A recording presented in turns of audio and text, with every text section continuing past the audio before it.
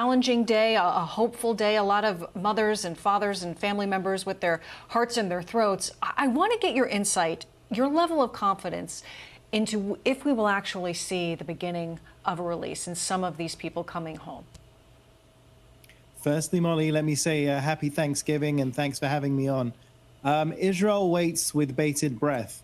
For us in Israel, it's a bittersweet Thanksgiving, because it's sweet because we hope for those families that were told today that hopefully their children maybe their wives will be released tomorrow. For them, it will be sweet. And we look forward to seeing photos of toddlers and children and babies being hugged by their parents and their grandparents tomorrow. It's bitter because still there'll be more than 200 Israelis still stuck in underground dungeons, being held by masked monsters with machine guns, Hamas terrorists. And we know exactly who the enemy is, what they are, and what they've done.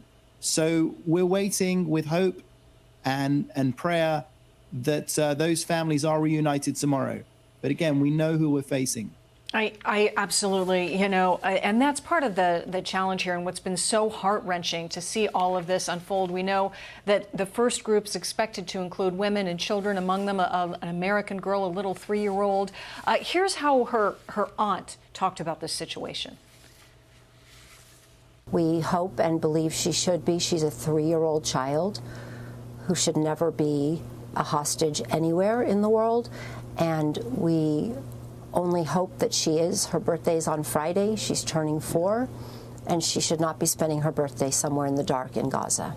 Absolutely, and we hope she and all of these hostages being held come home. And we're thinking about your citizens, the Israelis as well, of course, and we want all of these people to come home safely.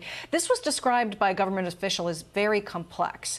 And when you're dealing with people that you can't trust Hamas. So how do you move forward as this continues to go on in these stages? Are you concerned about that? So as you've reported, the agreement is in stages. We'll have hopefully 13 of our hostages returned tomorrow, and then around a dozen for 4 days, and the ultimate number is 50. But again, that leaves many, many behind. So we will be moving on. This is a temporary humanitarian pause. It's not a general ceasefire. We will be moving ahead with our plan, the plan that we stated from the beginning, which is to dismantle Hamas, to bring down their government in Gaza, to free Gaza from Hamas, and ultimately to bring home those 240 Israeli hostages, every single one. No one will be left behind. Absolutely. Qatari officials have been very deeply involved in all of this, and one of them said very recently that we're hoping by the 4th day to have an agreement in place to release more, and as well as an extended pause, which is part of the challenge here. So 2 things. Are you concerned that any type of pause allows Hamas to essentially harden their defenses, perhaps booby-trap the Gaza Strip, and make things more challenging for your soldiers? And also what that could potentially mean down the road for, as you mentioned, some of these hostages that will be left behind, fathers and brothers. Molly, we haven't forgotten what happened on the 7th of October when those terrorists stormed our borders, beheading babies, burning families alive, killing children in front of their parents and parents in front of their children. We haven't forgot who we're up against. We haven't forgot that they perpetrate the double war crime of shooting at our citizens from deep within their citizens.